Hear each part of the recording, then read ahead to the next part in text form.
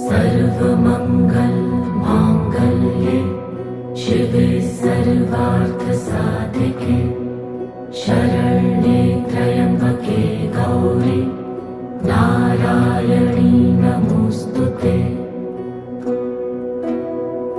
या देवी सर्वभूतेषु विष्णुमायेति शक्तिता नमस्तस्यै नमस्तस्यै नमस्तस्यै नमो नमः। या देवी सर्वभूतेषु चैतन्येत्यभिधीयते नमस्तस्यै